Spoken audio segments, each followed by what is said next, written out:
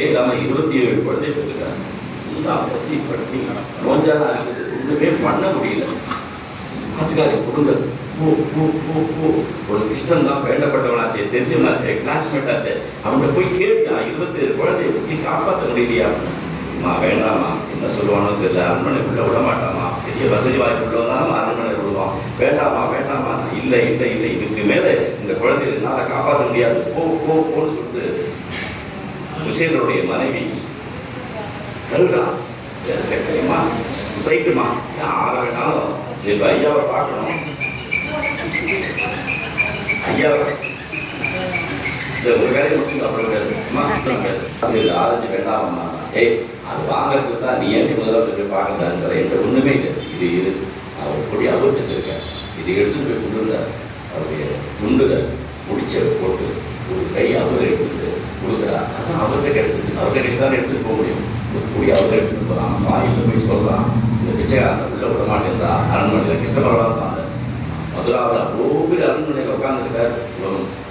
தத்தர் நாயகன் என்னை உள்ள விட மாட்டேங்கிறா, அப்போ சொல்லுப்பா கிளாஸ்மேட் வந்திருக்கான்னு சொல்லு, யார் உள்ள போகிறேன், நான் இப்படியே போயிட்டுருக்கான். அவன் போய் சொல்கிறான், அந்த வாட்ச்மேன் போய் சொல்கிறான், உள்ள போய் அவரோட கிளாஸ்மேட்டான் கிழிஞ்சு சட்டையை கொண்டு கிழிஞ்ச துண்டை போட்டு வாசல் நிற்கிறான், உள்ள விட்டுவான்னு கேட்குறான்.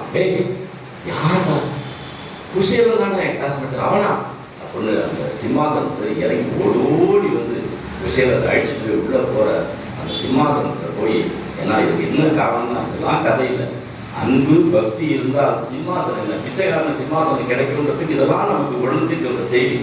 சிம்மாசனத்தை தூக்கி குசேலரை உட்கார வச்சுட்டு கீழே உட்கார்ந்து அவர் காலை பிடிக்கிறார். அப்போ எப்படி முதலமைச்சர் என் காலை பிடிச்சா எனக்கு எப்படி இருக்கும், எப்படி நர்வஸ் ஆகிடுவேன். காலை அழுத்தி விடுறார், குசேலரோட காலை அழுத்தி விடுறார், தாங்க முடியல. என்னப்பா இருக்காரு, ஒரு அருமையாக இருக்கு, அப்படியாரு சொல்லி வச்சா யாரும் செய்ய பார்த்தா எப்படியா இருந்தாலும் எங்கள் மன்னி உன்னை சும்மா அமைச்சிருக்க மாட்டான், ஏதாவது கொடுத்து அமைச்சிருப்பா, என்ன கொடுத்தா சொல்லு, அப்புறமா நம்ம கதையை பேசலாம்னு சொல்கிறான்.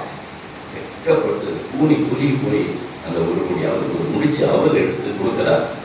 வா இதுக்கு தாண்டா வெயிட் பண்ணுன்னு சொல்லிட்டு அப்படியே ஒரு குடி அவர் எடுத்து பரமாத்மா வாயில் போட்டுக்கிறார். இங்கே செல்ஃபோனில் இங்கே பேசினா அமெரிக்காவுக்கு பிள்ளையோட மாட்டுப்பனோட எப்படி பேசணும், இங்கே ஒரு குடி அவர் எடுத்து வாயில் போட்டார். குசேலர் வீடு பவுன் மாளிகையா வைடூரியமாக ரத்தனம் கப்படம் பிரித்து பிரம்மாண்டமாக அந்த ஊரே தங்கமயமாயிடுறது, குசேலர் வீடும் தங்கமயமாயிடுறது. பொருட்கள் கிருஷ்ணனுக்கு அவர் நல்லா டேஸ்டாக இருக்கு. இன்னொரு குடி எடுக்கிறார், அந்த நகரம் நகரம் ஃபுல்லாகவே சொர்க்கமோ பூமியாக ஆயிடுறது. உடனே ஓடி வரலாம் கிருஷ்ணபாலனோட கொண்டாடி, இதுக்கு மேலே நீ அந்த அவர் எடுத்து உள்ளே போட்டேன்னா நீ திருத்தல் நாயன் ஆயிடுவேன், அவன் கிருஷ்ணன் ஆயிடுவான். இங்கே அதுக்கு கழுத்தை பிடிக்கிறான் கிருஷ்ணன். இன்றைக்கு நாம் எல்லாரும் சேர்த்து இன்றைக்கி மகாவிஷ்ணுக்கு நேர்வீட்டு பண்ணி அந்த நாள் மார்கழி மாதம் முதல் புதன்கிழமை இன்றைக்கு இவர் சிப்பாதிக்க நம்ம பார்த்தோமா கேட்டோமா உணர்ந்தோமா முடியாது. நான் முன்னோரு தான் வச்சிருக்கேன், மார்கழி மாதம் முதல் புதன்கிழமை இன்னைக்கு குசேலர் வந்து கிருஷ்ணனை பார்த்த நாள் பஞ்சாங்கத்தில் தான் போட்டிருக்கு. இங்கே அவர் கொடுக்குறார், ஐயா கொடுக்குறார். அந்த அவர் எடுத்துட்டு போய் நீங்கள் கொடுத்துட்டு கிருஷ்ணபரமாத்தை எப்படி சாப்பிட்டாரோ குழந்தைகள் சாயந்தரம் குழந்தை ஸ்கூல்லேருந்து வந்துடும், அந்த குழந்தை எல்லாரும் அதை இன்னும் கொஞ்சம் அவரை ஃபிக்ஸ் பண்ணி எல்லாருக்கும் கொடுங்க.